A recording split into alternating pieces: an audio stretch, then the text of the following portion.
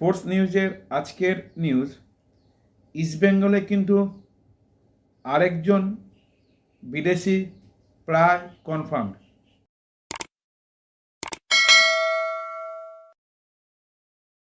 বসুন্ধরা কিংসের আশরফ গফুরভ উজবেকিস্তানে, এই প্লেয়ারটিও কিন্তু প্রায় কনফার্মের পথে। আশরফ গফুরভের কাছে অলরেডি কাগজ চলে গেছে, যদি সাইন হয়ে যায় তো তখনই কনফার্ম হয়ে যাবে।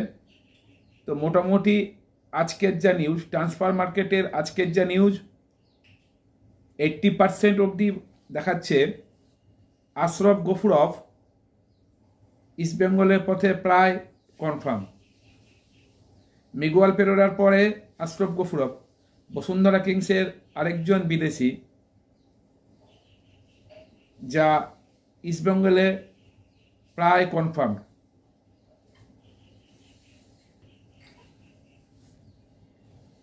এবারে ইন্ডিয়ান একজন রাইট ব্যাক টেকচাম অভিষেক সিং, মণিপুরের এই রাইট ব্যাক কিন্তু ইস্টবেঙ্গলে প্রায় কনফার্ম, প্রায় 87% অবধি শিওর। ট্রান্সফার মার্কেটের যেটা আন্তঃরাজ্য ট্রান্সফার মার্কেট, এটাও প্রায় 85% অবধি শিওর। টেকচাম অভিষেক সিং রাইট ব্যাক ইস্টবেঙ্গলের পক্ষে প্রায় কনফার্ম। এছাড়াও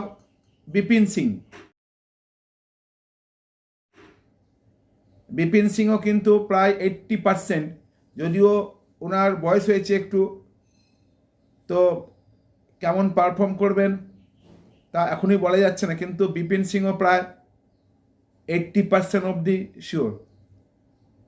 এদিকে কেরালা ব্লাস্টার্সের নোয়া সাদুই আজকে একটি আবেগঘন পোস্ট করেছেন যে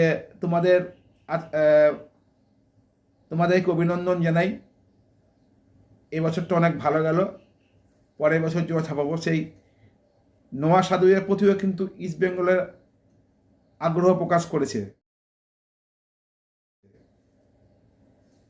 নোয়া সাদুইও কিন্তু ইস্টবেঙ্গলে আগ্রহ প্রকাশ করেছে, যদিও নোয়া সাদুইয়ের কিন্তু আরও বেশ কিছু আইএসএল টিমের লক্ষ্য আছে, কিন্তু ইস্টবেঙ্গলে কিন্তু নোয়া সাদুইয়ের পক্ষে আগ্রহ প্রকাশ করেছে। ইস্টবেঙ্গলের মোটামুটি যা নিউজ, দেমান্তরকে বাদ দিয়ে 5 জন বিদেশিই চেঞ্জ হচ্ছে। তো সেই চেঞ্জের মধ্যে প্রথম জন তো অলরেডি প্রায় কনফার্ম, মিগুয়েল পেরেরা ব্রাজিলিয়ান। এরপরে সেকেন্ড যে কনফার্মের পথে আশরফ গফুরভ, থার্ড রবিনসনের সঙ্গে কিন্তু মোহনবাগানের একটা দড়ি টানাটানি চলছে। তো দেখা যাক রবিনসন কোন দিকে আসে।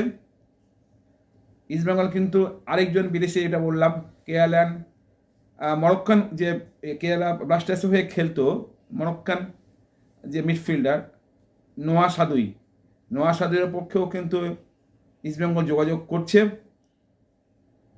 দেখা যাক কী হয়।